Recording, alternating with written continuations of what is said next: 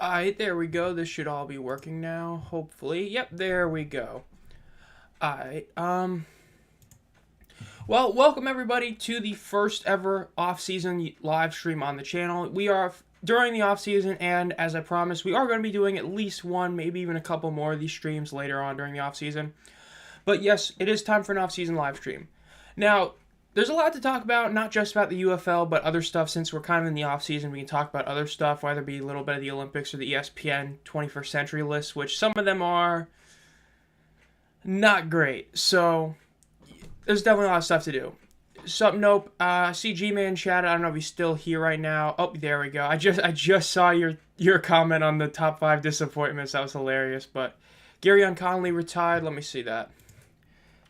Gary and Conley. I did not hear about that one. I don't remember. Oh, him. Okay. I remember now. I remember hearing about that. Yeah, I'm pretty sure I remember hearing like he was trying to go in the Cowboys and then just ended up not working out. So that was another one. I know there were a couple other Stallions that actually retired recently. I can't remember off the top of my head, but I think there's been now, 3 Stallions that have retired. It's like 2 or 3 that have also retired. There's seen a lot of retirements, but there's a lot to talk about. Now, okay, I don't know why I have this pulled up. I already knew what I wanted to do first. Let me pull up the article that I want to talk about first. UFL Army.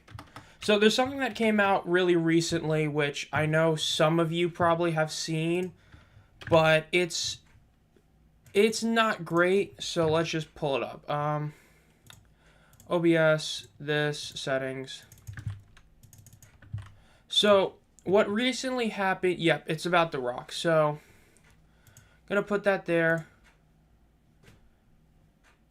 So, essentially what it is the U.S. Army, okay, I don't know why it's got the wrong color on it, but essentially it's the U.S. Army, as we talked about, had that whole deal with the UFL where they were getting like $11 million through those sponsorships. They had the patches on the jerseys, I think it was over there. They did the, branding on the field, the halftime things.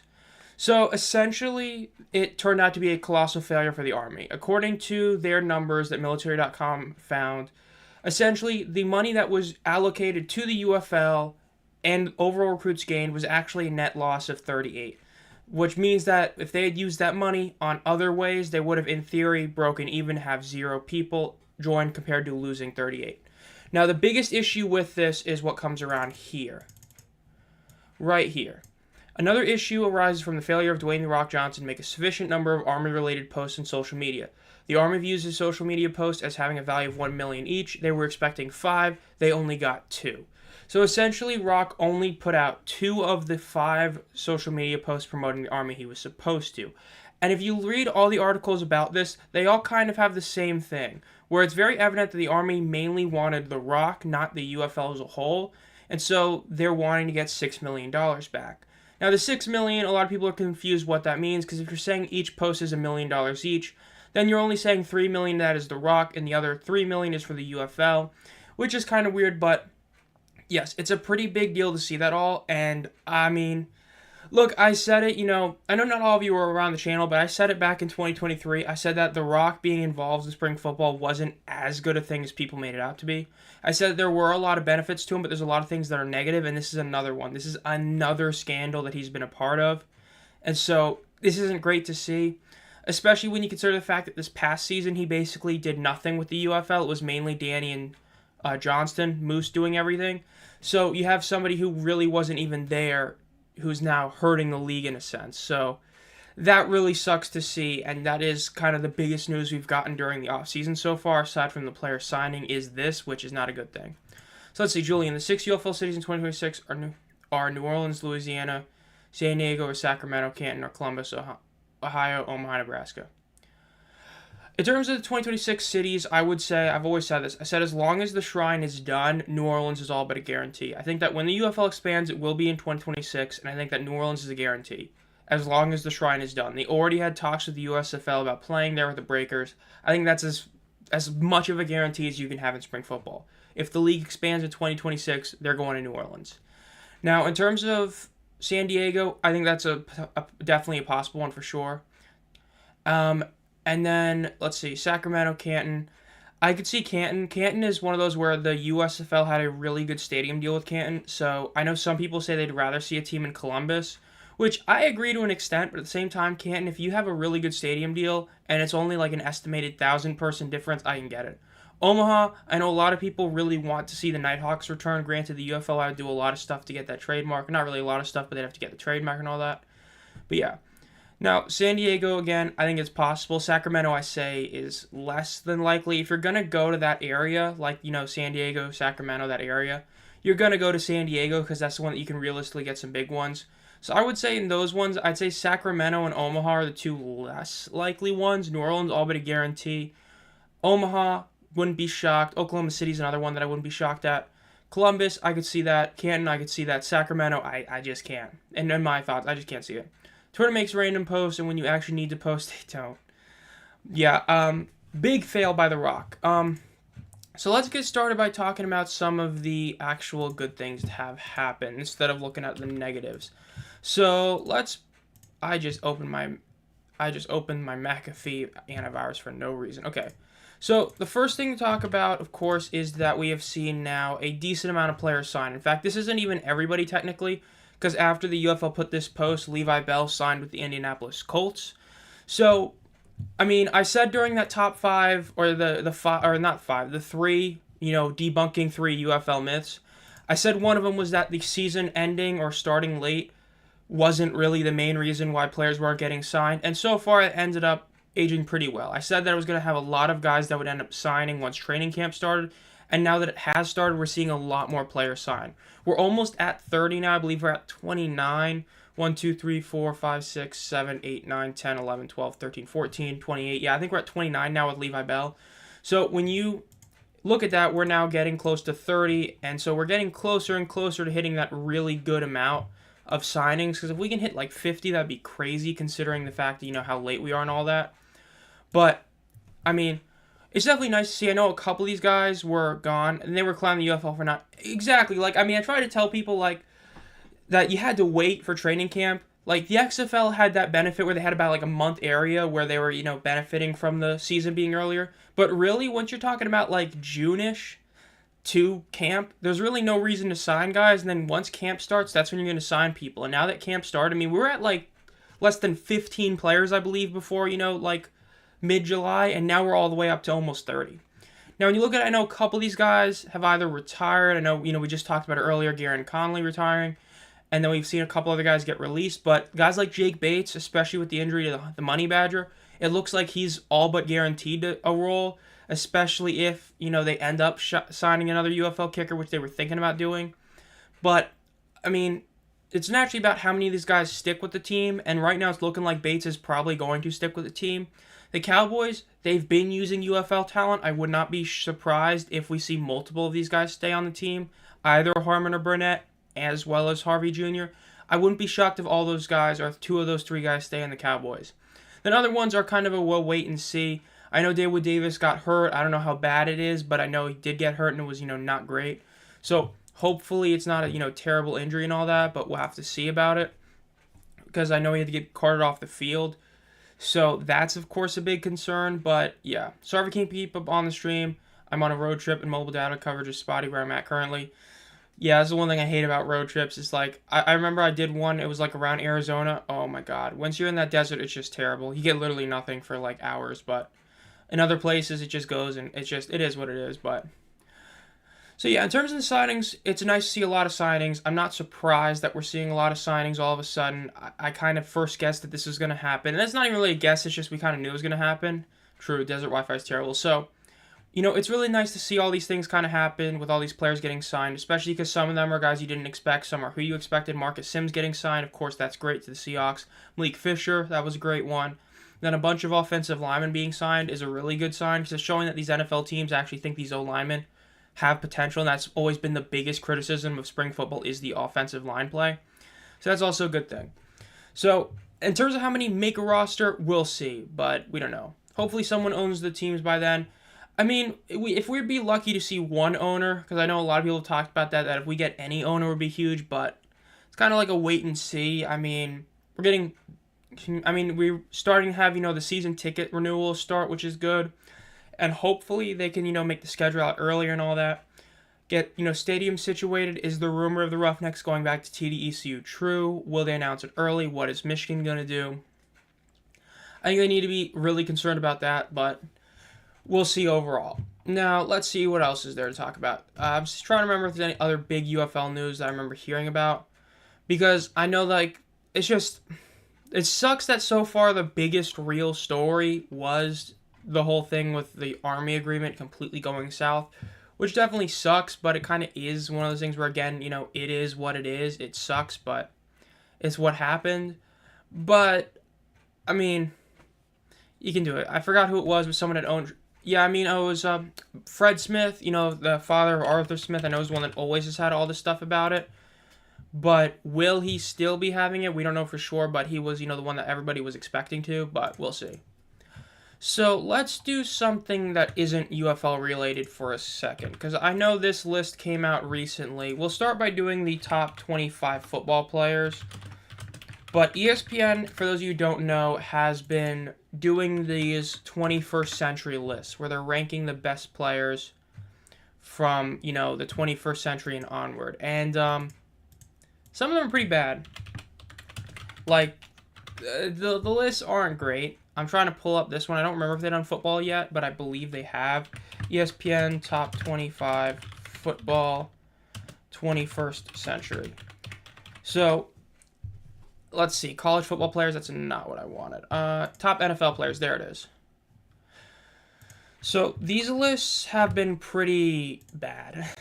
I would trust many ESPN lists. Let me pull this one up. So, we're going to start by doing the simple one. That's right, yeah. NFL preseason starting tomorrow is a cool thing. It is the Bears against... Let me see who it is against. The Bears and the Texans. I know Caleb Williams isn't going to play, but I know it's definitely going to be a really cool thing. So, it definitely is something cool to see that we're, back with football. We're, Thursday night football every week and all that. So, let's get started, of course, with this This is the top 25 players since 2000. So remember, this list is essentially done by purely just what you've done since 2000. So for instance, Peyton Manning pre-2000 doesn't count. Great, it's only 2 years, but doesn't count. It's what you do 2000. Now, this list I haven't actually gone fully through, so let's just skim down to the bottom. So the 5 out, T.O., Marvin Harrison, Orlando Pace, Larry Fitzgerald, Jonathan Ogden. Those are pretty tough ones to keep out, especially Fitzgerald, because Fitzgerald, especially him, I mean, he is a top 10 receiver all time, so in theory, there should be no receiver up here aside from Randy Moss. We'll see. Then, of course, Jonathan Ogden being above Orlando Pace itself is a bit controversial, but yeah. Now, they have 25, Derek Brooks. I mean, really great linebacker. Was a huge reason why the Buccaneers won that Super Bowl. Would you say he was a top 25 player this century? That might be a bit much. Tony Gonzalez at 24. This one is a bit wild, only because a couple other tight ends are way higher than him, and Tony G is still debatably the GOAT tight end. Most of his career was post-2000. Now, yes, he had a few years before 2000, of course, just like Orlando Pace, but he still did a lot post-2000. It's a bit crazy. Joe Thomas, no issue, solid pick. I think he deserves that. Warren Sapp this high. This one feels a bit wild. I don't know, post-2000, above Derek Brooks, I don't know if I'd say that one. Marshall Faulk, running back, again, he gets hurt by the 2000 thing, because 1998, 1999, mainly 1999, got hurt really bad from him not being there and all that, or, and not counting to his career, so he technically doesn't have a Super Bowl when you're doing this, style of post-2000, so it hurts him, but yeah. Now, LaDainian Tomlinson above him, I mean, technically makes sense. If you're eliminating the 99 season for Faulk, and what he did before that, of course, with the Colts and all that, then yes, it makes sense to have LT above him for that reason. So yeah, we're going to go to that top 100 player, which is the top 100 players that we're doing next, and that one was really bad. There was a lot that was just not good about that one. That's why I wanted to start with this one, because this one's, a bit better, all in all. So, I mean, it's still not incredible, but it's a lot better. Now, 19, Michael Strahan, I guess, but this feels like a bit high. But Adrian Peterson in 18, I agree. I think that when you look at it, history is going to show he was the best running back, really, from this era. Many people would say he's definitely better than LT. Might not have been as effective receiving game, but Adrian Peterson in his prime was crazy. Brett Favre, this one feels a bit much. When you think of Brett Favre, when you think of the peak of his career, you do not think of post-2000. You just don't. Yes, he still was a really good player. Yes, he could have easily gotten to another Super Bowl if it wasn't for Bountygate. But Brett Favre above Adrian Peterson, when you're talking purely post-2000, I don't buy that. Troy Polamalu, safety. Again, I could see it. He was crazy fair. Drew Brees at 15, way too low. Drew Brees always going to be undervalued in history because he never won an MVP and he only won one Super Bowl. But in terms of a pure passer, when you talk about, accuracy, he's the guy. So I'd put him higher. Travis Kelce, this is where you start with a bit higher. Should he be like 10 spots above Tony Gonzalez? I don't know about that. I think he should be a few spots above him, but this feels like a bit much. And then, of course, Gronkowski being above him is fair. I think they have to be right next to each other. I'd honestly group all three tight ends around 5 spots away from each other, personally. That's what I would do. Charles Woodson, cornerback, 12. Fair. He feels like one of those guys who kind of gets undervalued or just forgotten about in a lot of people's minds. He was a really great player for most of his entire career. There's a reason why he was so dominant, so it's good. Yeah, it's just top 15 of the 2000s. It's just like, I view it like, is he that much better than Tony Gonzalez? Like, if you're not a Chiefs fan, can you legitimately name like 3 quarterbacks Tony Gonzalez had throwing to him while he was at KC? You really can't. Whereas Travis Kelce had Alex Smith, who was a number 1 overall pick and was a good quarterback. He might have been incredible, but he was a good quarterback, and Pat Mahomes throwing to him. Whereas Tony G did not have that. So, I don't know about that. Ed Reed at 11, I agree. Ed Reed is a better player than Troy Polamalu.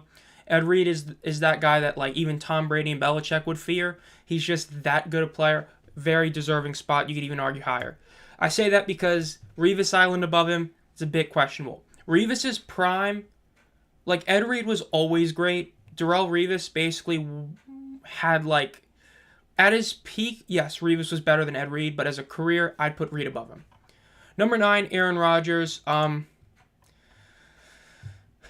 put him higher. I'm not even going to lie, but we'll get to placement because this isn't that bad compared to where he was in the top 100 players. Ray Lewis at 8 makes sense. 2000, the first year, it counts as when he won the Super Bowl, the Super Bowl MVP. Won 2 Super Bowls, deserved, makes sense to be this high.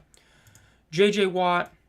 Now, J.J. Watt definitely deserves this spot. Really solid player. I think this is honestly a fair one for him to be at.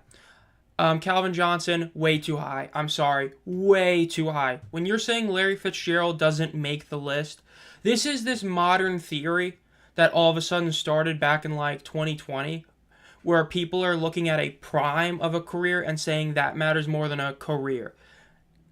Calvin Johnson is not better than Larry Fitzgerald all the time in my eyes. Yes, at his peak he was better. At his prime he was better. But how long did he play? Where are his career stats? Larry Fitzgerald has more tackles than career drops. Larry Fitzgerald was playing on the Cardinals for an entire career. And yes, I know Megatron and the Lions ain't much better, but he had Matt Stafford throwing to him for most of his career. Larry Fitzgerald had a couple of years of Carson Palmer and a couple of years of Kurt Warner. Outside of that, your best QB is like very early Kyler Murray, which isn't even saying all that much. So, Michael, we're just talking about the ESPN top 25 list so far, but yeah. Calvin Johnson at 6, when Larry Fitzgerald isn't even in the top 25, that's terrible. That's the worst with this list so far. And then we get to number 5, Randy Moss. Again, the only guy I think that deserves to be on here above Fitzgerald. 5 is fair for him, but yeah, Megatron should not be that high. Now, number 4 being Peyton Manning. No. Okay, Peyton Manning is better than Aaron Donald. Like, this isn't even just a QB bias. It's just this guy won 4 MVP or 5 MVP biased.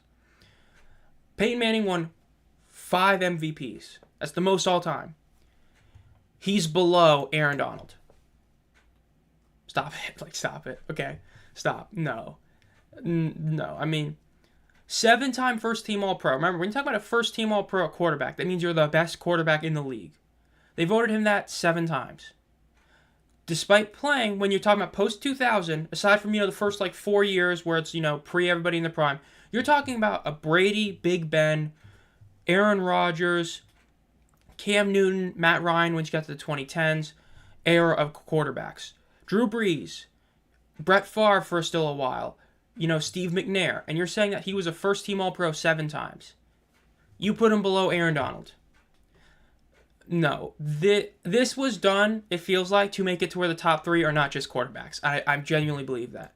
Because, no, Aaron Donald is not better all time than Peyton Manning.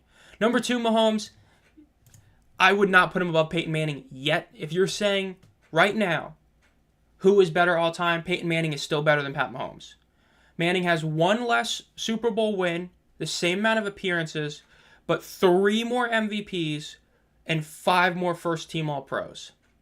So at this moment, Manning is better than Mahomes. Now, Mahomes in his career will probably be better than Manning, but right now, Manning should be 2, Mahomes should be 3, I could argue 4, and then number 1 is this guy that was like a 6th-round pick. I mean, he was pretty good. I mean, he won a few Super Bowls, won the MVP a couple of times, was a pretty damn good player.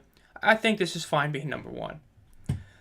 Alright guys, so ladies and gentlemen, we are about to get to one of the most god-awful lists I have ever seen. There's a lot wrong with this list. This is the top 100 players in the 21st century. I don't know, it was only 7, I know, it was really not that much. I don't know, Donald I feel like is just getting a bit, I think Donald should be, I honestly think he's fine at 3, I just would replace Manning and Mahomes. Yeah, so if you guys, Nope has seen this. At least he's seen some of it. This list, oh my gosh. So let's look at the methodology. Experts in individual sports were asked to vote and rank the top athletes in their sport since January 1st, 2000. No accomplished before these dates were considered. Those votes were pared down pools in each sport and listed 10 to 25 athletes, which constituted the overall candidate pool for the top athletes of the century. Each voter was presented 2 randomly selected names and asked to pick which one had a better career in the 21st century. Across repeated randomized head-to-head matchups, more than 70,000 votes were cast at this stage using an ELO rating system.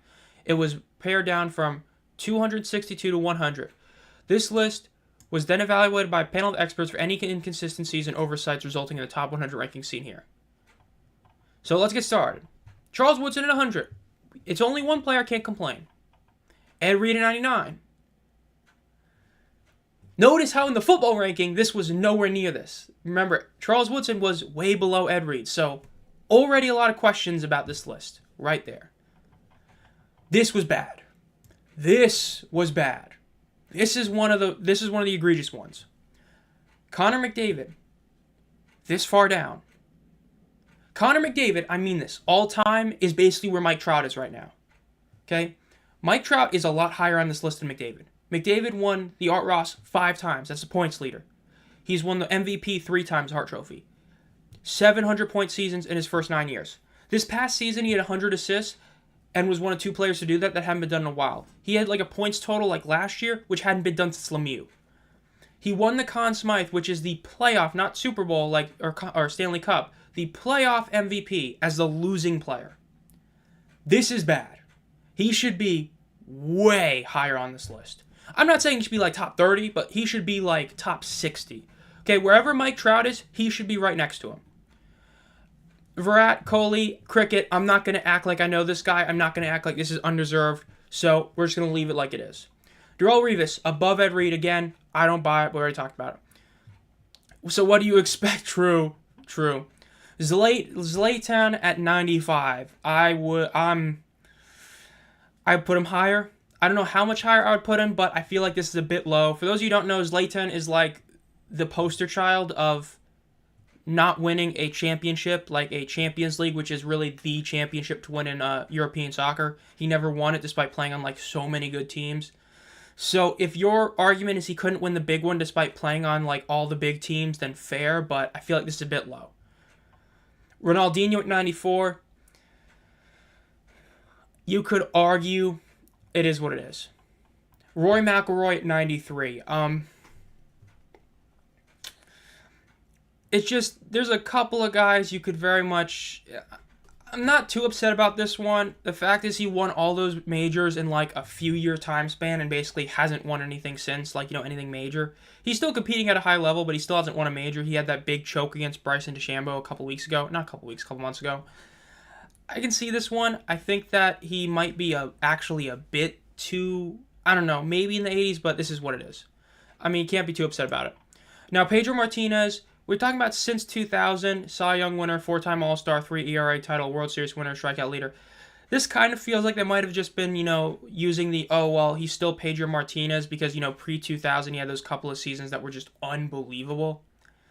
Not upset about that one. So far we've seen one really bad one somewhat. Look at this. Look at this one. Look at that one. Look, you cannot like him as a person. You cannot like him at what the stuff he does. The I'm immunized or the ayahuasca. No way should Aaron Rodgers be this low. He is, at the end of the day, a not 1, not 2, not 3, but 4-time MVP winner. Only Manning is more in football. A 4-time first-team All-Pro, an all-decade team.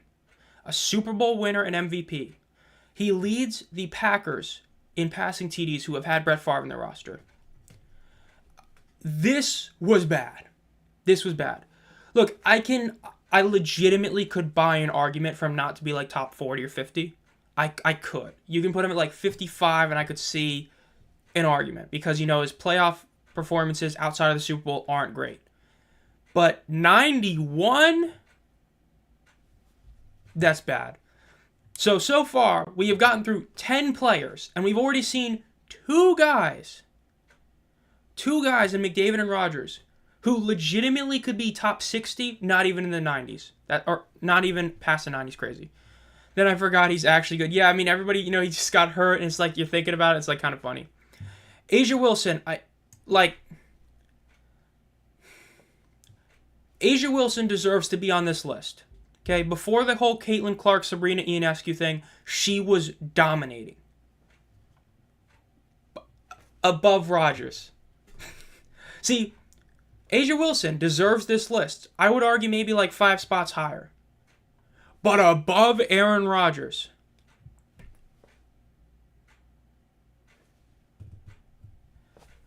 No, that's bad. Okay. Anika Sorenstam, that's bad. She should be higher. Now, granted, it's post-2000. She had a great career pre-2000, blah, blah, blah. I would still put her a bit higher. I mean, she is, when you put it in a vacuum, she has accomplished more since 2000 than what Rory McIlroy has done. She should be about like 70s. I think this is a bit low, but it is what it is. Roy Halladay. This was one of the ones I was like, wow, really? He made it? The WNBA was irrelevant until Caitlin. That's why no one knows what Asia did. But not enough. Yeah, no way above Rodgers. I mean, Asia is like legitimately like of the current players in their prime, so not like, Taurasi. She has a shot of going down as an all-time great. But Rodgers already has done that. Roy Halladay at 88. This kind of shocked me. He's one of those guys I always forget about when I think about great pitchers. I always forget about Roy Halladay. So this is fair. Now, Ronaldo Nazario, the original Ronaldo. So, see, here's one of the issues for him right there. See that? The Golden Ball winner of the 98 Men's World Cup. See, if you include that, then he jumps up a lot of spots. But because you're doing post-2000 only, his career gets hurt a lot by that. So, because of that, it kind of makes sense why he gets dropped down here because of the fact of, pre-2000 career is what it is. Now, Venus Williams at 86, not really too upset about this. Again, she always, some people try to act like she wasn't like super great because of Serena, but Venus was still a really good player. I mean, 7-time major singles champion, 5-time Wimbledon, which for those of you who don't know, Wimbledon is just like the Masters. That's the one major you want to win. She won it 5 times. So she deserves this spot. I think that's fair. Kawhi Leonard. It's crazy to think that about 5 years ago or 4 years ago, we were talking about this guy as like a potential top 10 all-time NBA player. Like, when he went to the Clippers, everybody was like, oh, if he wins a title, he'll be a top 10 player. And now look at him. I guess this is kind of fair. He very much got really overrated for a couple of years, and now we're kind of remembering him as what he was. When he did play, was great, but he basically doesn't play. So, we'll give him 85. Lauren Jackson, above Asia Wilson. See, this isn't even just about it's another WNBA player. It's about that above Asia Wilson. No. So, should be dropped way lower. Like, you're saying, like Lauren Jackson, Asia Wilson, no. Like, If you're going to put Lauren Jackson on this list, put her at like 100, okay? She's not better than Asia Wilson. Like, 2-time champion, 1-time Finals MVP, 3-time Olympic silver. You're on the women's team. Or no, she's not on the women's team. I don't remember. She's from Australia, so it's a bit more accomplished. But point is, no. She is not better. I mean, yes, 3-time WNBA MVP. Fair. But she did it in like that weird era. I don't know. No, just not above Asia Wilson. Chris Paul, CP3. Never won the big one. Just like Rondo said, Rajon Rondo famously said, I've got a ring, you're never going to get one, which is going to end up being true. Chris Paul is never going to win a championship in his NBA career. I mean, fair. Above Kawhi Leonard, you can argue Chris Paul as a pure point guard is incredible and is better. But what Kawhi Leonard accomplished, that's the argument of accomplishments versus overall talent and all that. You can have which one. Gymnastics person, not even gonna try the name, but again, Olympian, 7-time Olympic medalist, 3-time gold medalist. Not gonna, just like with the cricket player, I'm not gonna act like I know exactly who this is. I'm not gonna comment. Sheryl Swoopes, basketball. Now, this is one that's fair. Now, she also gets hurt by the post-2000 ranking. If you have post-2000 or pre-2000, she jumps a lot. Sheryl Swoopes was a legitimately great player. But the issue is those 4-time championships, if I remember correctly, like 3 of them were, yeah, it literally says it right there. 3 of the 4 were pre-2000, so her career in the post-2000 only has 1 championship. So, I think this is fair. If you have her pre-2000 career, she's probably in like the 60s, not even lying, and she deserves it. But she gets hurt a lot by that post-2000 one. So, 81 is fair. Again, should she be anywhere near Lauren Jackson? No, but it is what it is. Andy Murray. This is the quintessential surrounded by better players type of guy. If you're not even a tennis fan, you've at least heard of, Rafael Nadal. You've heard of, Novak Djokovic. You've heard of Roger Federer. Andy Murray, in so many eras, would have been an all-time great. But he got stuck playing in that era of those 3 guys. So his career always was just not good enough. It's like Phil Mickelson and a lot of, without Tiger, Mickelson would have been a much better golfer. So yeah, these lists simply don't work because men's and women's sports are very different. Most sports are incomparable from another. That's true. I think that there is some way you can compare it. Like if you just do MVPs, first team all pros versus first team all MLB versus, first team all NHL, first team all NBA, you can kind of. It really gets hard with singles versus team is where it gets hard in my opinion. Because when you compare a golfer to a tennis player, it's actually pretty similar, believe it or not, because like they both have 4 majors. Tennis has the Australian, the French, US, all opens, and then Wimbledon, if I'm not mistaken. Then, of course, golf has the Masters, the PGA, the US Open, and the British Open. So you can compare golfers and tennis players pretty easily, believe it or not.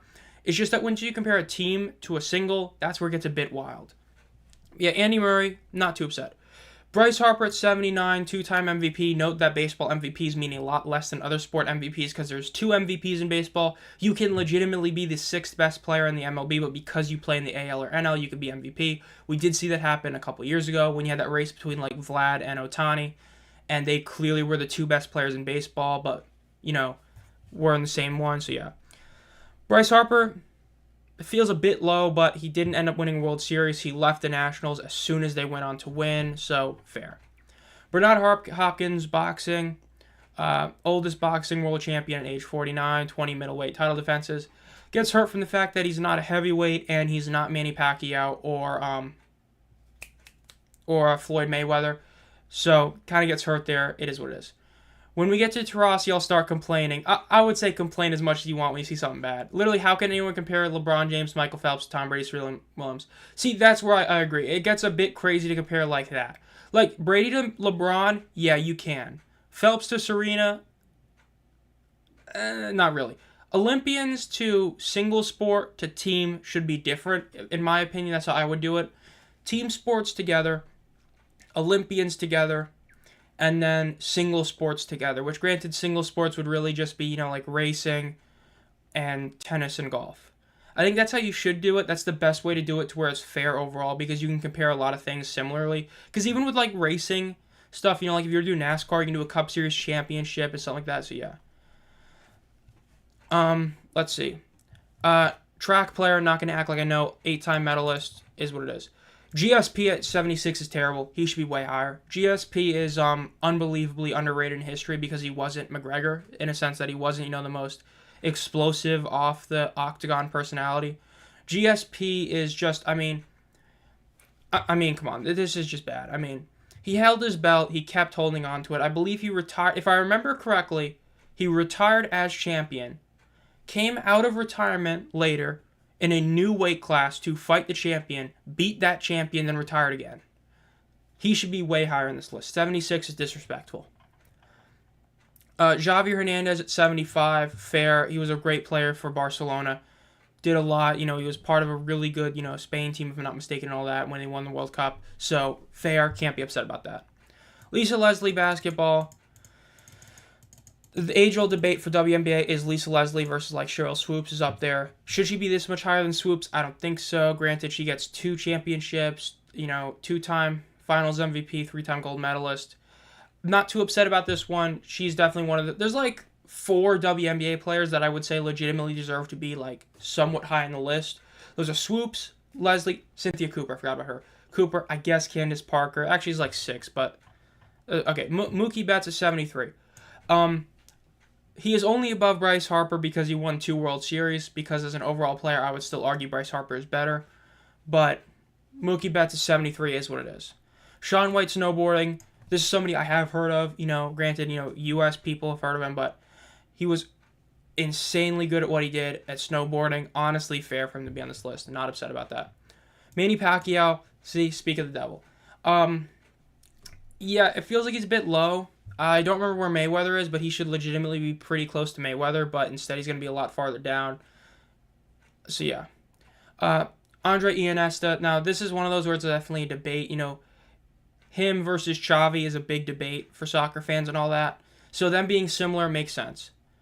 Now, when you look at this one, this is a little thing that shows the list by sport. ESPN's top 100 professional athletes by sport. 24 basketball players, which a lot of that has to do with WNBA players as well. 17 baseball, feels a bit much.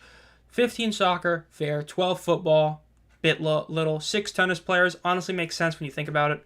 Golf only having 4, fair-ish.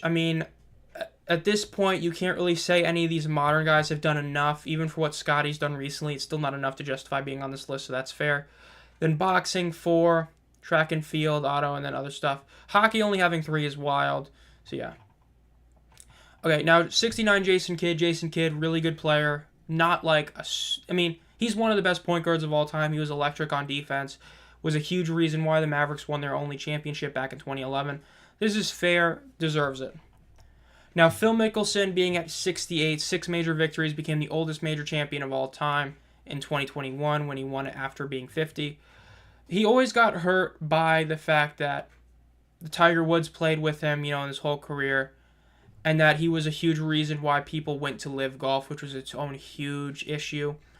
But when you look at it, 68 kind of makes sense. I would say this is fair ranking for him. I'll give him that. Then James Harden at 67. This feels a bit wild. Because, James Harden was an electric scorer, but he never really was him in the playoffs. In a sense, he really hasn't accomplished much in the postseason. His biggest claim to fame was, being part of the 0-for-27 Rockets team that blew that 3-2 lead against the Warriors. This feels a bit high. I just view it like this. Is he better than Jason Kidd? If I have to think about it, then it's fair that he's above him by a little bit. When you ask me who's better, Jason Kidd or James Harden, it's Jason Kidd like that. James Harden should be multiple pieces below. I did talk about that earlier, Colin. It was right when the stream started where the whole issue was that Dwayne was supposed to do 5 social media posts. He only did 2 of them. The Army valued them at $1 million each. But then the other issue is they were expecting to gain 10 Army recruits. They ended up actually losing 38 according to their numbers. So it's a bit wild. I only talked about it for a few minutes, so you can either go to the beginning of the stream and watch that back, and then come back here, or you can just stay here, because that's pretty much what it was. They were mainly upset at The Rock. They wanted the deal mainly for Dwayne, and he didn't do his job of getting the 5 posts. He only did 2 of them. Now, the other $3 million the U.S. Army wants back is probably from the overall failure that it was, but the best way to put it is it looks like they're probably not doing the sponsorship again next year unless it's less. Oh, okay, I see. Yeah, yeah. So yeah, it was something else. I mean, it's another issue with The Rock that happened again. It's just sometimes you feel like Dwayne is not really worth having around. Sometimes you think he is. It's a bit wild, but yeah. Now, number 66, John Jones, feels a bit low. John Jones, you can really make an argument really never lost, because his only loss came when he needs somebody. I believe it was kneeing someone in the head and he got, DQ'd for it. No, it was elbows. It was 12 to 6 elbows and he lost because of a DQ. So he's never actually lost the fight legitimately. Even though he had one that was close, he never really lost. He's still undefeated. He's still heavyweight champion, or heavyweight champion, because he hasn't fought in like over a year yet. His belt hasn't been stripped because, he's John Jones and Stipe's got to fight him, blah, blah, blah. He should be higher on this list. He should be. There is no boxer that should be above John Jones. I mean that. Post-2000, no boxer should be above John Jones, because MMA is much tougher than boxing. It just is. And we all know the boxer is going to be above John Jones, and he did a lot of fights that weren't necessarily true, insane fights. John Jones should be higher. Now, 65 is Mbappe. For a guy that has played like less than 10 years, no. 7-time Ligue 1 winner. For those of you who don't know soccer, being a 7-time Ligue 1 winner is basically like you won the NFC South this past year, which was terrible, and you won it 7 straight years. Okay? Ligue 1 is part of the Power 5 of European football. But I do this because it is clearly the weakest of them all. Once you get past PSG, there's basically no other team that's incredible.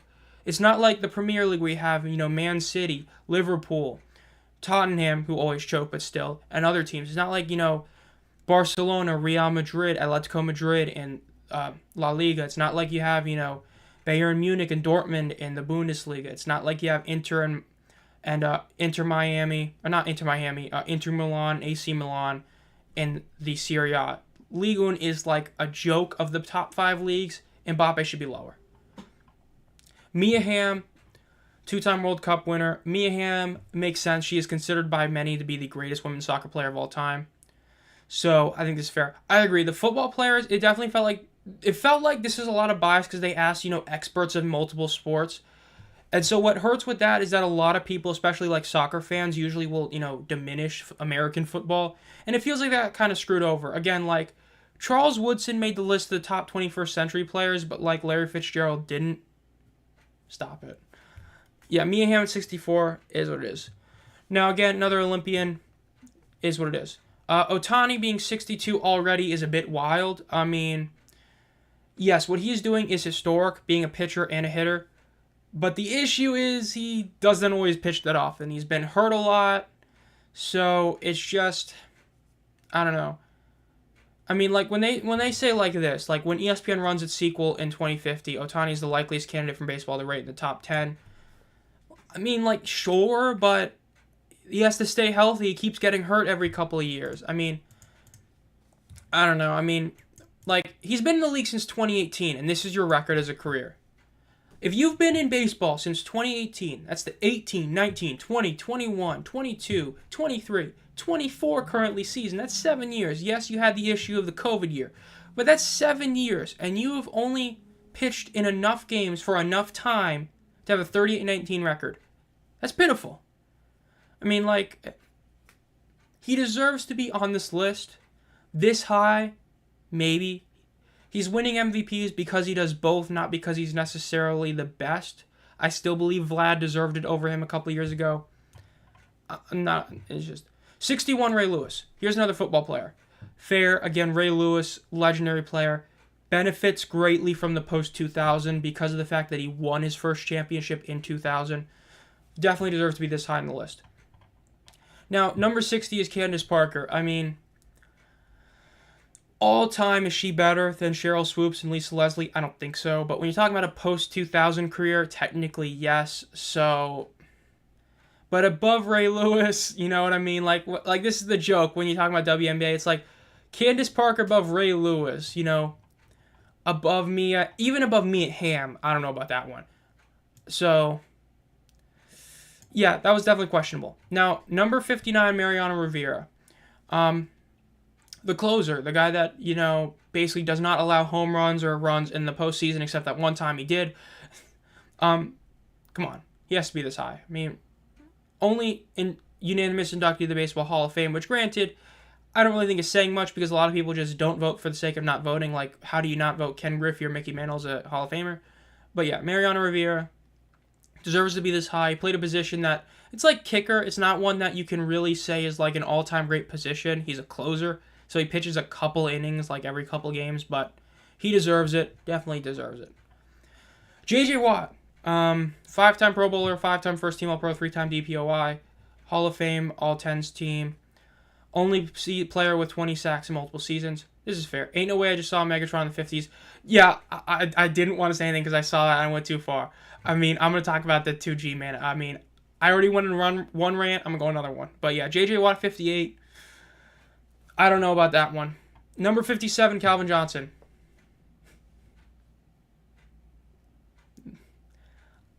Bro, this is that peak argument that people started using back in like 2020 when COVID first hit, where it's about a player's peak, not their career. Like, dude, Calvin Johnson played less than like 10 years. I mean, 57th all-time for a post-21st century player in sports. He's not even better than McDavid. I mean, like, again, we're talking about guys, McDavid and Aaron Rodgers were past 90. Those both are unarguably better than Calvin Johnson. Okay? Calvin Johnson, he was historic, right? He hit that insane receiving yards mark. McDavid just so happened to hit numbers that hadn't been seen since that huge scoring influx that, happened in the Gretzky-Lemieux era. Okay? McDavid basically in like a 4-year time span did like 3 historic things. I mean, well, remember, this is post-2000, so Michael Jordan doesn't even make this list because this is only based on what you did post-2000. So post-2000, you only have like the couple of years with Jordan on the Wizards. But Calvin Johnson above Aaron Rodgers and Connor McDavid. I mean, that's all I have to say. But even other stuff. I mean, like, if we go back down here, right? So, Connor McDavid is 98. He's better than Megatron. Let's see. Rodgers, better than Megatron. He's 91. I mean, it's just... I mean, so many of these players you could argue are better than Megatron. And in a career since 2000 aspect, GSP better than Megatron. I mean, it just... Mookie Betts arguably better than Megatron. Jason Kidd arguably. John Jones is. It's just... So far, we're at 57. Lawrence Taylor. I will say Lawrence Taylor in my GOAT list is probably top 5 for football, but Ray Lewis is probably better too. We're so far at number 57. This is the worst so far. This or McDavid is the worst on the list so far. This is just egregious bias to the peak of their career. Megatron is not better than Connor McDavid all time. He is not better than Aaron Rodgers all time. You can make a very good case he's not better than Ray Lewis. No, at least with Barry Sanders, you can legitimately make an argument that he was the GOAT running back if you just look at his career. Calvin Johnson still was playing against Randy Moss, and Randy Moss was still arguably better than him. It's just, no. Alexia Putellas, soccer, above Mia Hamm. I don't know about that one. Luka Modric, my boy, my favorite soccer player, 55. I was just very happy he made the list. He was a Ballon d'Or winner as a midfielder. See, you've heard of Ronaldo and Messi. The Ballon d'Or is like the MVP. That is saying of all soccer, World Cup, Champions League, your domestic league, you're the best player in the world. It was like 13 or 14 years, Messi and Ronaldo had won that award. Just those two guys. Then out comes this small little Croatian guy who takes this Croatian team to finish second place in the World Cup. He wins, the award for best player in the World Cup. He's won so many Champions Leagues. I was just happy to see him on the list. 55 is great. You could even argue he should be higher. He is the greatest midfielder ever. He should be above Zidane, which we'll get to in a second, but I was just happy to see him on the list. I'll take 55. Ovechkin at 54. Crosby is a lot higher on this list. I do not buy that. Ovechkin did not play with Evgeny Malkin for most of his career. If Ovechkin played with Evgeny Malkin for most of his career, you can bet Ovechkin would have had way more assists and way more points. I don't know ball. Oh, no. I mean, Ovechkin at 54, he should be higher. Multi-Hart Trophy winner, multi-Lindsey Award winner, 9 Richard trophies. Richard Trophy is the goal-scoring leader. 9 Richard trophies is insane. He should be higher. He's going to break Gretzky's record for most goals all time. Basically, only football knowledge. I mean, and it's just, I mean, it's like what, Nope was saying. I genuinely believe this was listed because of all these, experts that just don't like football. They just screwed football players because there's a lot that just got screwed over. Derek Jeter, 53, gets hurt by the post-2000. A lot of his peak career was pre-2000. So, kind of gets screwed over there. Definitely deserves to be on here. Solid. Adrian Beltre. Above him, questionable.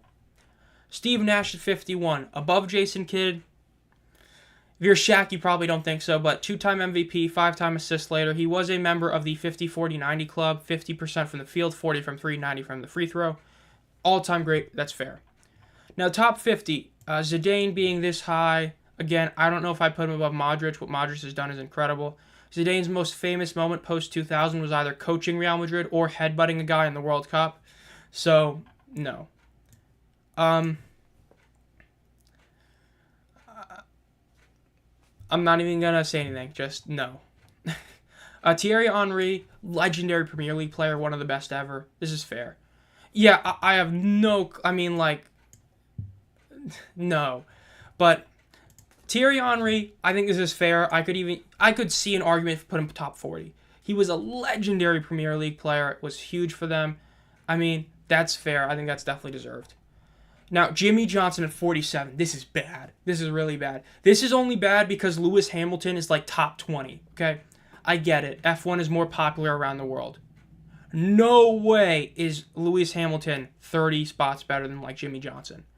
Jimmy Johnson won like 5 straight titles. He won 5 straight titles in an era where you had guys like Tony Stewart, Dale Jr., who granted, didn't always win a lot, but Martin, Truex Jr., Kevin Harvick, mainly Tony Stewart, all those guys were there, and he just kept winning. He's got so many wins. He should be a lot higher. He's tied with Dale Earnhardt and Richard Petty for the most titles ever at 7. He should be a lot higher in this list. This is also up there for one of the worst. Mad Max Scherzer, 3-time Cy Young winner, 2-time World Series champion, 8-time All-Star, top 10 in strikeouts through 2 no-hitters. This is fair. I mean, this guy was insane. I mean, he almost had a perfect game. He, had one batter that got it, but Max Scherzer, all-time great player. I think this is definitely fair for him to be high. Bo Jimmy Johnson, no, but all-time, yeah. David Ortiz, Big Papi. Since 2000, so basically his Red Sox career, helped the Red Sox break the curse, win multiple World Series, ended up winning 3 of them. Now, World Series MVP, 10-time All-Star, 7-time Silver Slugger, 531 home runs. I mean, he deserves to be this high. This is a legend. We love seeing Big Papi get this recognition. Now, Mikaela Shiffrin, 40 spots better than Shaun White. That's all I'll say. 40 spots higher than Shaun White. A-Rod, Mr. Steroid Boy. Okay. Next up, ESPN Top 100 franchise. I know number 1 is the Showboats. Oh, no. A-Rod. So, aside from the fact that he is still not in the Hall of Fame because of steroid use, I can literally end it right there. I mean, he's not in the Hall of Fame because of steroid use. Yes, he won a lot of accolades, but it's like, granted this list doesn't care about, which is fair, but it's just, Alex Rodriguez deserves to be this high if you, eliminate the steroid stuff, because we're going to have Bonds on this list as well. So if you're doing it in that regard, it's honestly fair to have him this high. It's okay.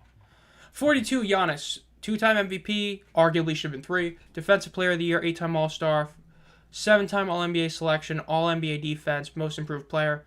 Definitely deserved. Great player, insanely good in this era. He's kind of gotten hurt by the fact that basically once he had those MVPs that you've had, Jokic and Embiid end up kind of overtaking him in a sense. But, I mean, it's just... Giannis at 42 I'm not too upset by. Would they even take Birmingham seriously? If you're doing top 100 franchises, if you do it as a list and you don't include college, so you do like professional franchises, and you don't make literally 70% of the list soccer teams, because you could technically do that, I'd say that Birmingham honestly could be. But it would have to be if they don't include like 30 soccer clubs, and it would have to be if they, don't include college. Then I could see Birmingham potentially making the list at like 100 or 90. By height, okay. Now, 41 Dirk. Kevin Garnett is like 20 spots higher than Dirk Nowitzki. I mean, come on, no. Dirk was the guy on that Mavs team that took down that super team in Miami. Yes, Jason Kidd was a huge part of it, but Dirk was the main guy. 14-time All-Star, Finals MVP, an NBA champion, 12-time All-NBA selection. He should not be... I mean, when you talk about who was better, it's always Dirk versus KG is such a debate, yet they put him like 20 spots lower than KG. That's no. Justin Verlander, number 40. He should be above Clayton Kershaw, I'm sorry. And Kershaw is above Verlander, no. Okay? Verlander's longevity is why he deserves to be above Kershaw. Because prime, they were both incredible. I mean, he's top 15 in strikeouts, 3 no-hitters, a World Series champion twice, a 9-time All-Star, 3-time Cy Young winner. Should be higher than Kershaw. Being the only toddler to play in the NFL. God, I hate having him as my quarterback. I hope he's better this year. Kevin Durant at 39. KG is higher than Kevin Durant. I don't know about that one. Look, I'm not a Kevin Durant fan. I'm not even going to act like I am. But Kevin Durant is below Kevin Garnett by a sizable amount. I mean, were Kevin Garnett or Kevin Durant's championships some of the I agree. Nope, I think he ain't all that. But at the same token, I don't think he should be 20 spots less than... Like, if I were to do this, I'd put Dirk... I'd probably put KD, like, right above Dirk, and then Dirk right around KG. Like, Kevin Durant is letting his hair go, and he got to get rid of those burner accounts, bro. He just went after Keyshawn for, like, no reason. Barry Bonds, the steroid man himself, allegedly. Okay, post-2000, he hit, like, 317 home runs. He broke the record all-time at 73. 4 consecutive MVPs. Look, he's this high, and he didn't even play a career, okay? When you're talking about post-2000, he played, like, 6 or 7 years, okay? His career is one of the greatest baseball players of all time. Steroids be damned. Post-2000, though, he did a lot. This is the only exception I'd make for the, it's a career, not a prime. What he did post-2000 is unbelievable. He definitely deserves to be high. Ichiro, 37. Fair. Ichiro was a great player. He was insane, always batted great, was a very solid defender. AL batting titles twice, an MVP winner. Bonus points being named Barry. I would say Ichiro definitely deserves to be here. I think this is fair, so I'll give him to that. Maya Moore.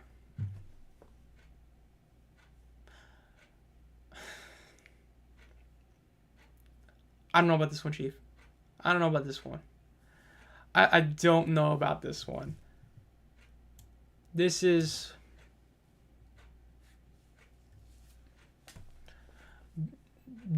bad. Okay, Maya Moore this high. I get it. 4-time champ. Okay. Like, look, if you're an Olympic gold medalist for Team USA, that's like doing nothing, okay? Above Candace Parker. I get it pre-2000, post-2000. Above Lisa Leslie, Cheryl Swoops. Even in a not even in a, like, where she is in the list, in a WNBA sense, Maya Moore is not this high on that list. Let alone the actual athletes. This is egregious. Okay, if this wasn't biased, Josh Allen, Joe Burrow, and Herbert could make the list. We'll talk about some NFL quarterbacks. I got a lot. But yeah, this is bad. Maya Moore, 36 is bad. D Wade at 35. Okay, this is fair. One of the greatest shooting guards of all time. Won multiple championships. He won it before LeBron. He won it with LeBron. 13-time All-Star. He was a really solid defender. This is fair. Tamika Catchings, 34. I'm going to be real with you. This might be controversial.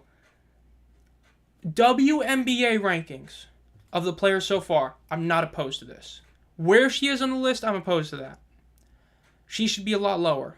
But Tamika Catchings is, from what I remember hearing, was a legitimately awesome defender. So yes. But 34 all-time, like, where she is located in regards to the WNBA players is fair. Just she should not be this high on the list. This isn't like Maya Moore, who Maya Moore should just be, like, way lower, like, entirely. The only WNBA player, granted, I think she's a bit high, I'm okay with, as we'll get to her, is Taurasi, but I think she's too high. But yeah, Catchings, yeah. Miguel, yeah, we need to see Kadarius Toney top 10. Miguel Cabrera being this high. I'm so happy that NBA 2026 hearing Legend theme round ball back. I will say, I really would have liked to see it be on NBC and TNT. It really sucks that it seems like the Inside the NBA crew is just going to go away. Maybe they get signed somewhere else, but that's the one thing I'm really upset about, is seeing that goes away. But it's going to be cool to see the NBA back on NBC.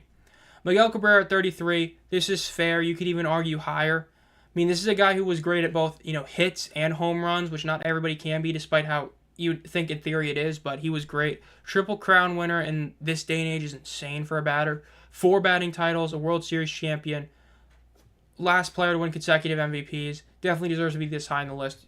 Really solid. Marta, this is fair. I'm not even going to lie. This is a fair ranking for her. She is a legendary player. Brazil's female soccer got hamstrung a lot by being Brazil. You'd think it'd be like their, men's team, but not really. Basically, they didn't get nearly the treatment the men did or anything, so they basically were on this god-awful, everything, and she was able to make that team almost win the World Cup multiple times. This is a fair spot. Marta is a legend and icon of women's soccer. I think this is actually fair.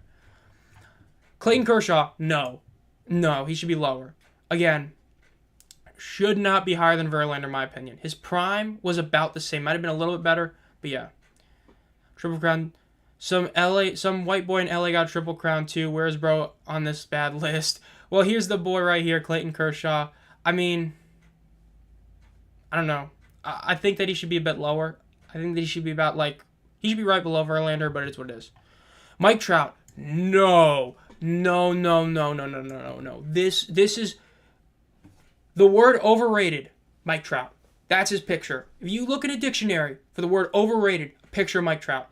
This dude is so overrated. I mean,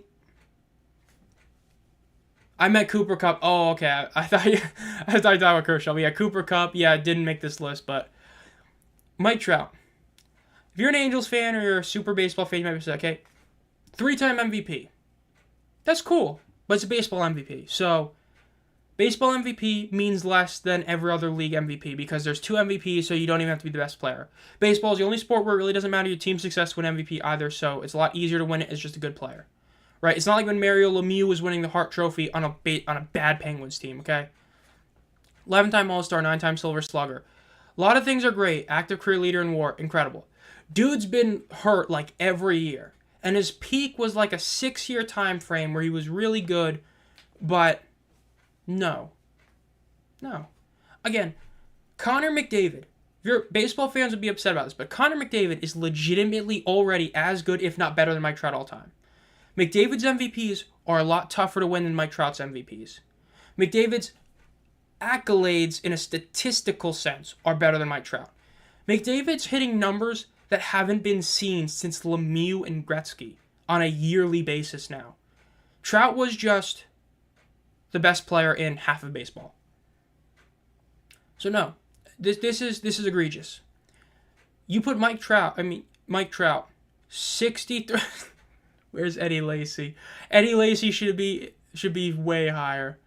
Could be Trout all time. I mean, if you put McDavid in the 90s and you put Trout in number 30, you don't know ball.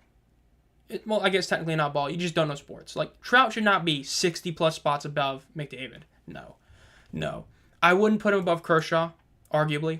I wouldn't put him above Marta. Honestly, Marta should be above Trout. Miggy should be above Trout.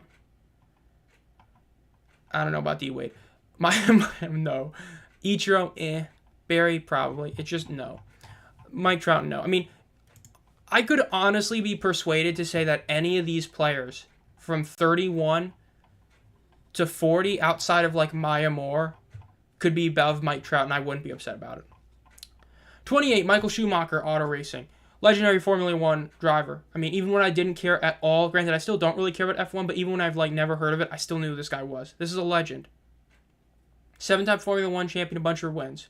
Shouldn't be this high compared to Jimmy Johnson, though.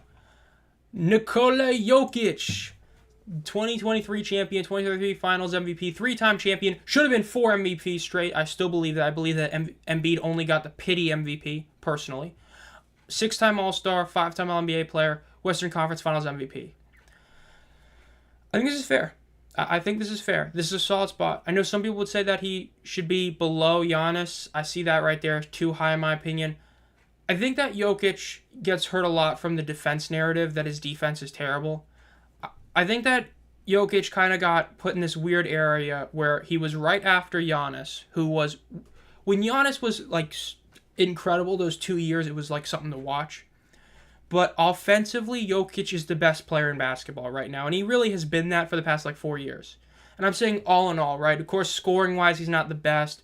But when you look at his passing, his ability to bring the ball up the court as a big man, his shooting, I think this is fair, in my opinion, honestly. I could see the argument, but yeah. Giannis, I could make an argument. He should be under most players in the top 30 except Taurasi. Let's see, top 30 time. Randy Moss. Not too upset about this. Solid selection. You could even argue he should be higher. Is what it is. 26, no. No, he should be higher. He should be higher than this. He should be top 20. So, just note, from now on, we get to, like, before we get to the top 10, these are all guys who are putting above Peyton Manning. Floyd Mayweather, no. Yes, Mayweather was 50-0. Yes. Yes, I get it. He was, 50-0. 5-division champion, long-time pound for pound number 1. But he dodged a lot of fights. Like, he didn't dodge him, but he always put him at a weird area. Like, it's kind of like Khabib in MMA. It's like, yeah, you're undefeated, but as an overall boxer, or an MMA fighter in Khabib's sense, no. He should not be higher than John Jones. Yet he's like 25 spots. But also, he's above Peyton Manning. No. This guy, Kevin Garnett, is ranked above Peyton Manning. Let that sink in. Let that sink in right now. Kevin Garnett is ranked above Peyton Manning. You see when I said this? This was bad.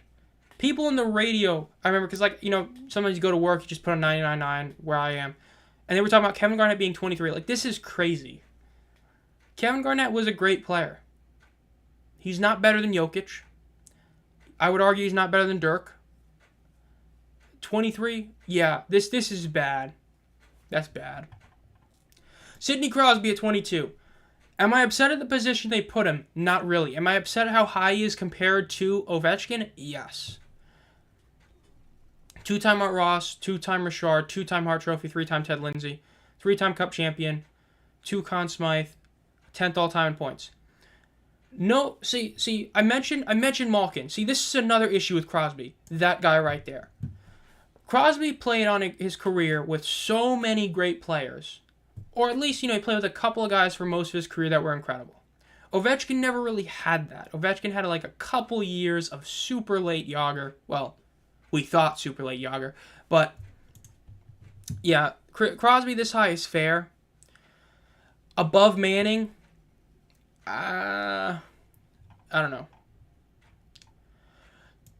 Here's what Nope was waiting for. Number 21 all-time, Diana Taurasi at 21. So, yes, WNBA player. Oh, no, gee, man. So, yeah, this list makes it bit crazy, but who was under her? I mean, right under her we have Crosby. I forgot about Pools. I skipped over Pujols. I forgot about Pools. Let me talk about this real quick. Pools, I think is a little high for him. I think he should be a bit lower on the list, but this is not. I think he should be like around 30-ish, but this is okay. But yeah. So right under Taurasi is Crosby, Kevin Garnett, which Pujols, Floyd, Peyton Manning, Randy Moss, Jokic, Schumacher, and Trout. I don't know. Look, I think Taurasi is the GOAT. Yeah, I mean, she was over Peyton Manning by like 5 spots. I mean, she was above Sidney Crosby. I mean, like, those are a couple like really egregious ones right there. I think she's the GOAT WNBA player, but it's pretty bad. Aaron Donald at 20. Oh, and no. Aaron Donald at 20.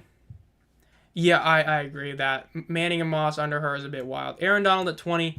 Again, I think Manning should be above him. I already talked about that before, but yeah. Lewis Hamilton, 7-time Formula 1 champion, bunch of records, all that, blah, blah, blah, blah, blah. Most successful and all that. I don't know. Should he be as high? I don't know. Mahomes at 18. So, this is honestly where it kind of, like... See, post-2000, Shaquille Mahomes. Post-2000, you're eliminating multiple of Shaq's championships. You're eliminating a lot of his peak. And so when you do post-2000, I would argue Mahomes should be above Shaq. Because remember, you're post-2000, you're cutting off like half of Shaq's real career. Mahomes should be higher, but 17 would be a fair spot for Mahomes with Shaq below him. Tim Duncan, honestly, I would say fair, except there's one NBA player that's above him that shouldn't be. Duncan deserves. The big fundamental is one of the most underrated, underappreciated players, not in basketball, but in sports history. He is one of the all-time greatest. He is a guaranteed top 10 player, in my opinion. You can argue he's like the 5th all-time player. He was a legend. He was a huge reason why the Spurs won some of their championships. Not even saying that as like the best player, but I mean like he won one with like an old AF Admiral. He won one with like both his co-stars being super young. Legend, deserves to be high. Katie Ledecky, 15. Olympic legend, not upset about that. Steph Curry, that's debatable. Should he be above Tim Duncan? Debatable. Not super upset, but yeah. Ronaldo at 13, this pissed a lot of people off. 13 Ronaldo, it's a debate. It's a legit debate. I will say though, he should be higher than Nadal. Nadal was like a French Open merchant. I mean, he's the king of clay because he won 14 French Open titles. So with tennis, there's like 3 different courts, and clay is the most different. And he basically just was a clay merchant. He was still a legend. He won 22 titles, but 14 of his 22 titles were at the French Open. Should be lower. Novak Djokovic. That was so funny, that whole issue with it, but was number 1 for so long. Won a bunch of titles, Grand Slam champion a bunch. A lot of those were also at the end when a lot of guys were late. Debatable. I love Mahomes, but maybe not top 25. Well, I will say, like, I think in football terms he gets overrated when they put him like top 3 all time already. But like at the end of the day, he is a 3-time champion, a 3-time Super Bowl MVP, 2-time MVP, 2-time first team. So like when you like look at guys right below him, like I do think that's a better career already than Aaron Donald in a lot of ways. 2 MVPs versus 3 Defensive Player of the Years, but you're talking about 3 Super Bowl championships versus 1. I think 17 honestly would be a very perfect spot for Mahomes, because I think Tim Duncan is better than Mahomes all time. I think Ledecky deserves to be above him. Steph deserves to be above him. Ronaldo does. I think 17 would have been a solid spot. Now number 10, Kobe, should be at like 17 or 16. I mean, he should be below Tim Duncan. Look. May rest in peace, he's a legend. Kobe is not better than Tim Duncan.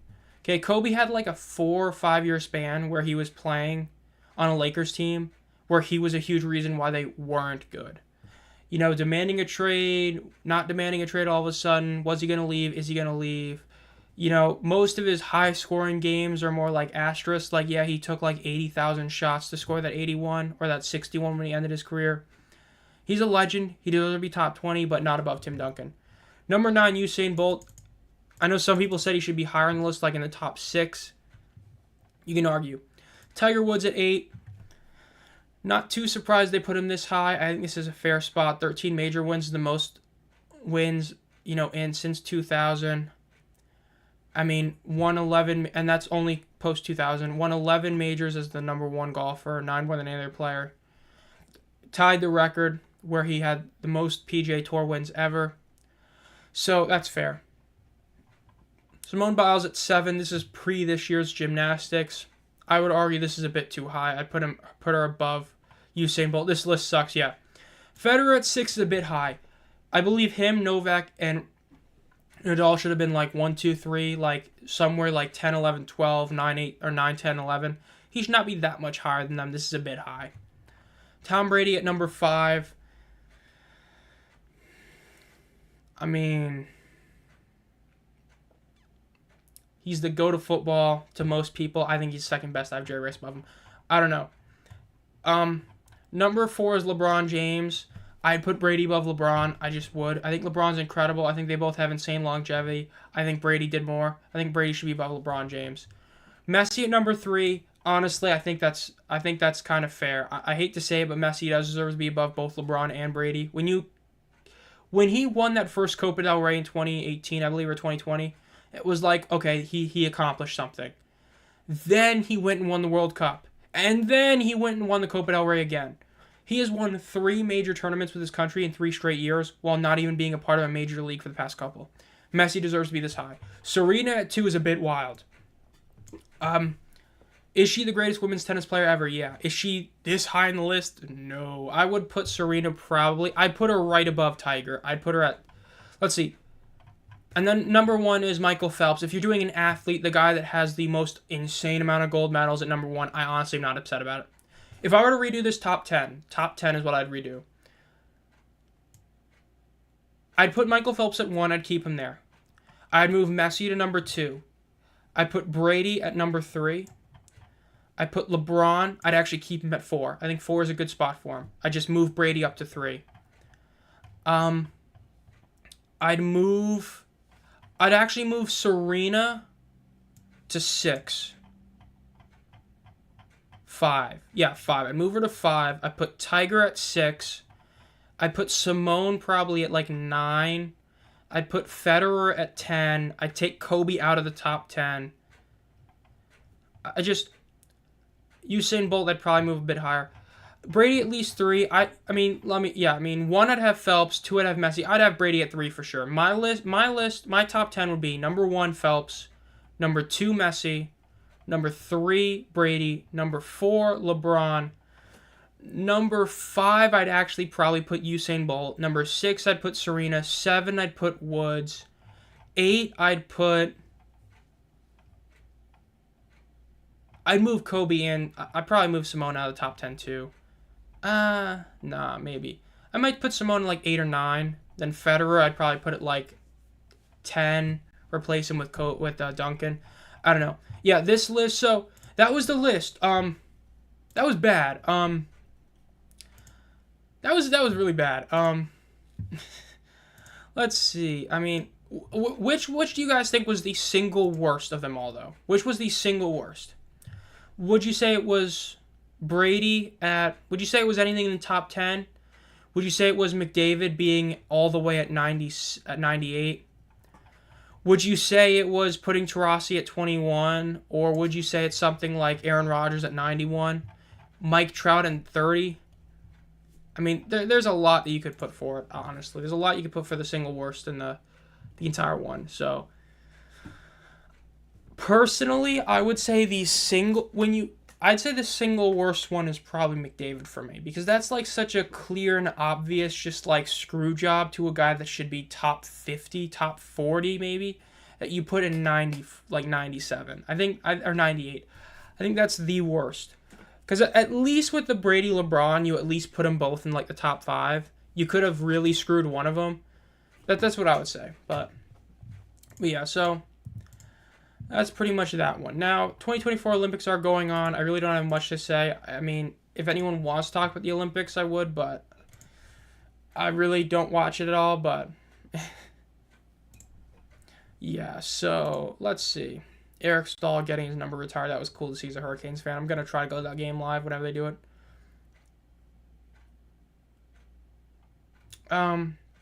So let's see with that. USA, that's kind of it.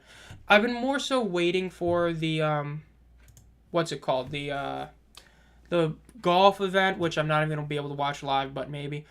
Basketball, I'm waiting for it to get a bit high, but yeah. Calvin Johnson, even on the list. I think on the list is fair. Just, he should have been way lower. Like, he should have been, like, 80s. No, he meant, like, Calvin Johnson being on the list was what he thought was the worst thing. I think Megatron should have been, like, post 80. Like, he should have been, like, 80 to 90, 90 to 100. I think that's where it went really wrong, personally. I think that's where it went really bad. That's what I would say. So, I mean, that's what I was, yeah. ESPN ranking every QB. Now, I know there's some other stuff that, of course, have happened. I know you had, let me see if I can find the tweet. 2020 QB draft.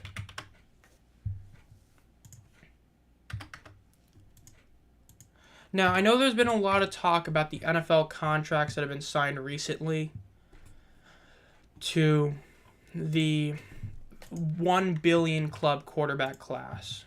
Megatron is the worst, should not be enlisted. That is fair. That's actually, I forgot. Yeah, that's a fair point. If Larry Fitzgerald is not going to make your top 100 list, then in no way, shape, or form should Megatron be on it. I do agree with that. Now, this is something that's been big as well. Now, the QB contracts, the big divisive thing, should QBs be paid as much as they are? Yeah, it took a while for Akeem. That was definitely crazy, but... So, we got the first $1 billion quarterback class. The 2020 quarterback class all got paid, and they're going to get over $1 billion, and it's a bit wild. So, my overall thoughts on this list is... I would say Joe Burrow deserves it. I think Joe Burrow deserved to get paid. I think Jalen Hurts deserved to get paid. I think the rest of them are overpaid. I'm going to be honest. I think the rest are overpaid. Jordan Love, despite what people say about, he practiced all that, he got paid to be like the highest paid QB ever in a year-per-year basis for playing 9 games. Justin Herbert, the classic debate, right? It's like everybody makes the meme, Justin Herbert with the word if, and it's just a picture of Tom Brady, right? Everybody makes all these excuses for him. Some are valid, some aren't. I think Herbert is no. Tua, no. I've watched a lot of Tua. I don't think so. The only people who get paid is Herbert and Burrow because of potential. I mean, I feel like Hurts deserved it. He took a team to the Super Bowl. He still is. Like, if you were to ask me which 2 QBs are the best of these guys, I would say it's Burrow and Hurts. I know a lot of people really like the potential of Herbert. But I would say in terms of right now, who do I think for sure? Love has the potential. Love can be a really good quarterback.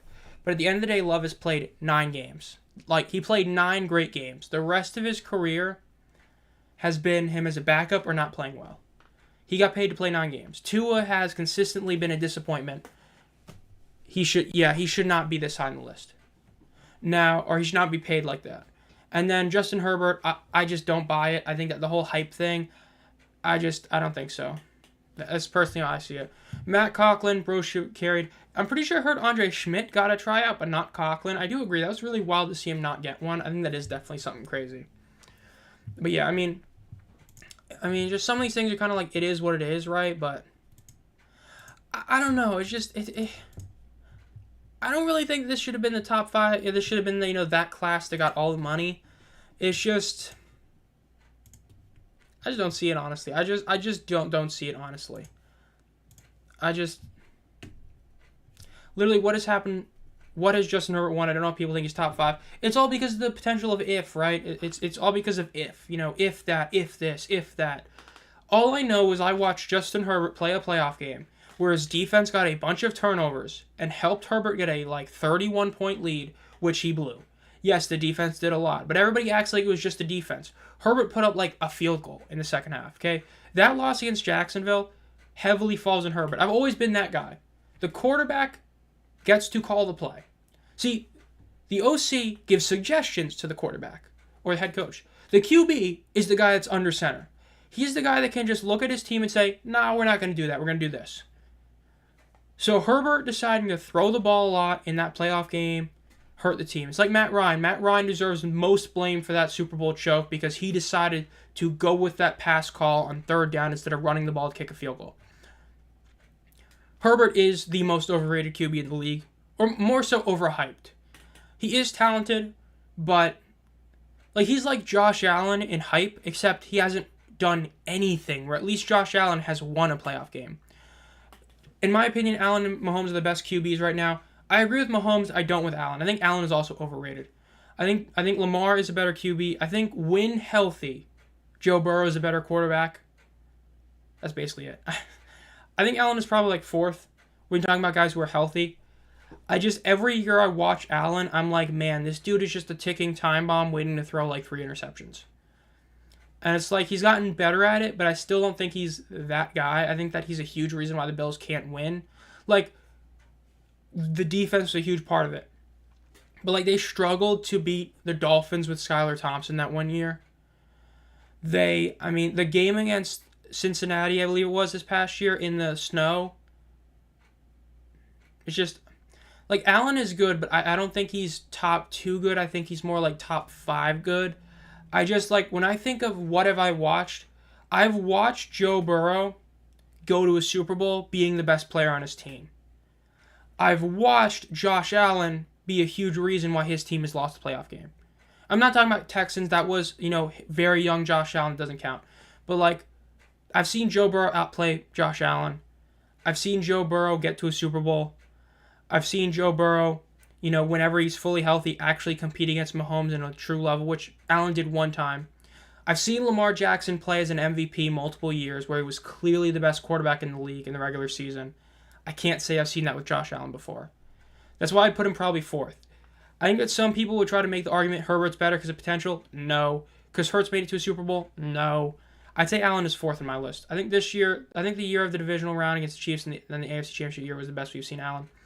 Yeah, that game against the Chiefs did so much for Allen's legend. I feel like that's kind of like, it's true. He did get screwed over by the fact that he didn't get the ball back.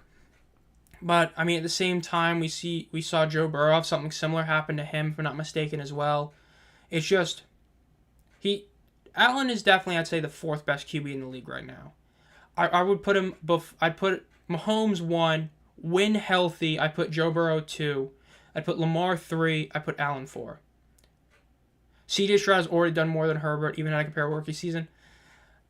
I would rather have CJ Stroud than Justin Herbert, for sure. When the Panthers had the number 1 pick, I was really wanting us to draft CJ Stroud because I watched Bryce Young play in college and I'm like, this dude, like, I don't buy the hype. With CJ Stroud, I watched him. See, you can know when a quarterback in college is truly that guy because you can watch them lose a game and say that dude is special. I couldn't do that with Bryce Young even when he was winning games. I could do that and say when CJ was losing games, hey, this guy is special. I definitely think CJ is a better QB than Herbert. I think he will be a better QB than Herbert. I think that Herbert's going to benefit a lot from the Jim Harbaugh coaching style, which is run the ball down everybody's throats. So that's what I would say about that, honestly. That's kind of what I would say about it. Burrow, Allen, Lamar, Mahomes, probably the only potential Hall of Famers from this, not including, not this era, not counting people like Prescott, though. Yeah, guys that, like, aren't, like, old. Like, of course Rodgers is going to get him, but, he's been around for, like, a bajillion years. Prescott, not a Hall of Famer, though, but I will... just a little bit of... I will say, though, I actually like what Jerry Jones is doing. On a side note, before I talk about that, I think Jerry Jones is right to do what he's doing. He only cares about winning the Super Bowl. He does not care. Like, to him, a losing season and losing in the wild card round is probably the same. He only cares about getting to the Super Bowl. If I'm Jerry Jones, why do I pay Micah Parsons, Dak Prescott, and CeeDee Lamb when they haven't done anything for me? If I only care about getting to at least the championship game and they haven't done it, why would I pay them when if I pay them, they're just going to do the same thing? I actually like Jerry Jones' strategy. When guys are in their contract years, Marcus Rashford is the best example. He was in a contract year for Man United. He was a very mediocre player, had an unbelievable season, got paid, and then went right back to being the old Marcus Rashford. Jerry Jones, this is one of the best decisions he's made in recent memory, letting all these guys play without a contract. If they hold out, then they're admitting that they're scared that they're going to either get hurt, which is a very valid one, or that their production in the past was an anomaly. So I actually like that. Now, As for the future Hall of Famers, Lamar is already basically a Hall of Famer. Mahomes is a Hall of Famer. Burrow is really close to being a Hall of Famer. Same with Allen. I agree. Those four guys are definitely like as close to locks as you can get if you were to pick four guys. CJ, it's too early to say. Justin Herbert doesn't look like it as of now. Tua, no. Hurts could be. Hurts is probably up there, but not that high. But yeah. Let's see. Is there anything else? I mean, I know I was talking about coaching hot seats with some people and on X and all that, but I think as we all pretty much know is the hot seat and all that. Let's see.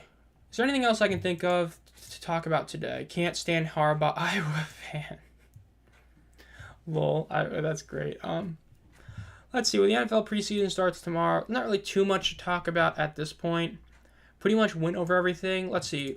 What else is there to talk about the NFL and all that? I mean, I know DJ Moore just got a big contract, and I think he definitely deserved it. Really great player. I think that was a good contract that they signed for him. He deserved to be the highest paid player in the team's history. I'm saying about Jim Kelly, if he can make it, I think Allen can make it.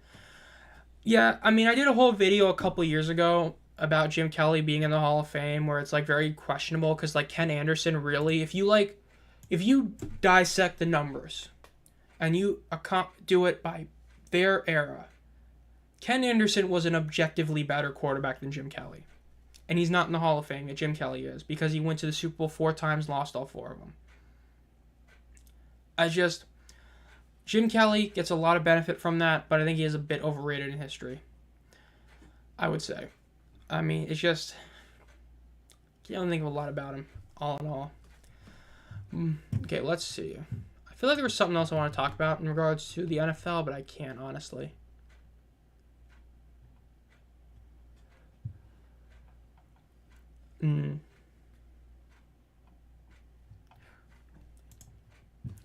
Let's see. I'm trying to find something else about the NFL that I wanted to talk about. I feel like there was something I forgot about that was like a pretty big deal, but I don't know. I mean, at this point, I pretty much covered everything I wanted to cover. You know, there's still a lot of random stuff going on, but it is kind of what it is. But I will say that, you know, to go back to where we started the stream, I think that so far, right, we're, you know, about to hit August. August is like tomorrow. We're about to start seeing these UFL players get some action. Think you would ever do a preseason stream? I mean, I'm not against doing it. I mean, maybe if there's one like next week or the week after where there's going to be like at least 3 or 4 UFL guys playing in it, I might do that. I could do that, but Chiefs rookies are going up, yeah. But I mean, we're about to hit that preseason mark where we're going to see a lot of UFL players start taking the field, which is going to be really cool to see. And that's the one thing I really regret the past couple of years. I haven't really done a great job of covering the guys who went to the NFL during the offseason. And I'm currently at a point where I've actually finished most of the offseason videos I wanted to talk about. Because, spoiler alert, the next 3 videos that are coming out, barring any massive news, are going to be the top 5 best quarterbacks of this past UFL season, the top 5 worst quarterbacks of this past UFL season, and my annual top 10 best players list from the past UFL or spring football season. Which I will say, that this is the hardest year I've had to make that list. Like, the 2023 USFL season, the top 10 best players, it was like Magoo, MBT, obviously going to be in there. Then it's like Breland Speaks, Frank Gidna, obviously going to be there. Mark Thompson, obviously in the top 6. Whereas this year it's going to be close. McCarron, perfectly kind of good. McCarron is on my top 5 best QB list. Now, where does he rank on that? You'll have to wait and see, but he is on that list. But yeah. G-Man with the uh-oh. I will say that is a very good comment on uh-oh. Because, spoiler, the top 5 worst quarterback list is technically the top 6 worst. It's just I put 2 guys together. So, you can probably guess who those 2 guys are, but yeah. So, I have those 3 videos coming out soon. I'm probably going to do the best. Like, I'm trying to think which one I want to have come out first, the best or the worst. Because my last video was the top 5 disappointments. So, in theory, I should do the top 5 best players, so it could go, you know, a negative to a positive to a negative to a positive. But at the same time, it always feels like you'd rather do the worst than best.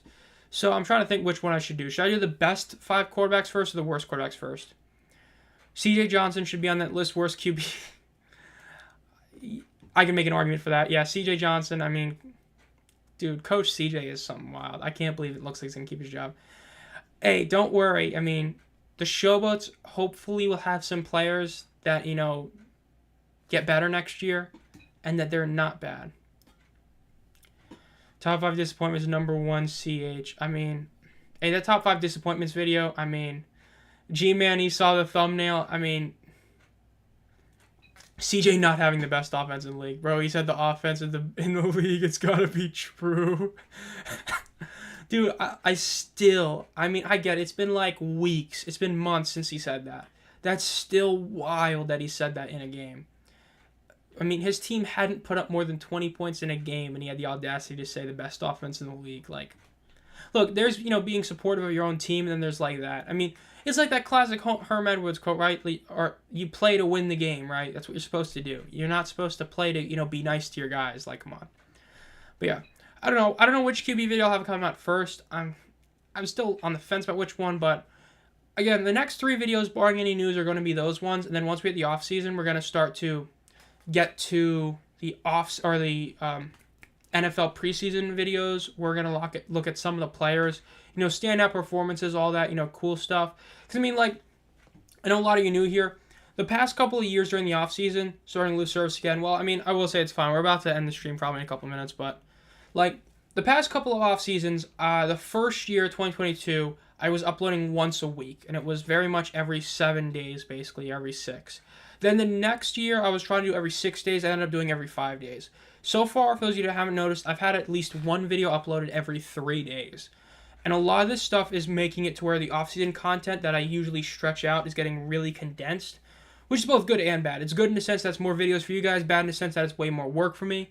So probably with the off-season, heading in the NFL season, it might be back to every 4 days or something. I'm going to try not to.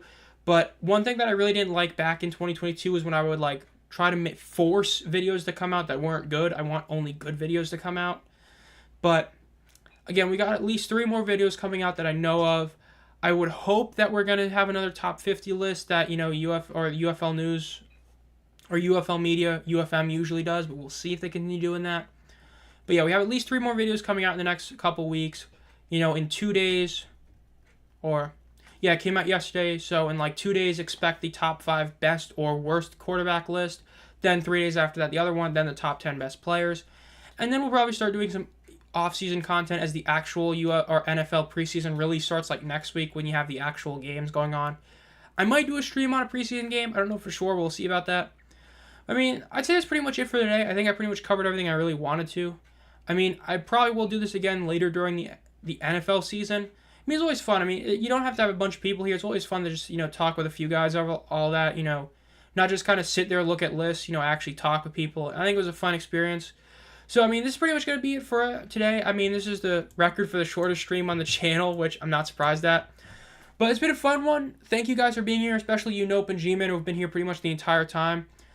It's just, it's a fun thing to do. It's always fun to do a little stream for a couple hours, take a break from, just kind of sitting there doing nothing or, working on a video, just, chilling out with people. It's a cool thing. We're on the road to 850 subscribers. We're at like 838 right now. I mean, I remember when I did that video before the season started, where I was doing like my goals for this upcoming season.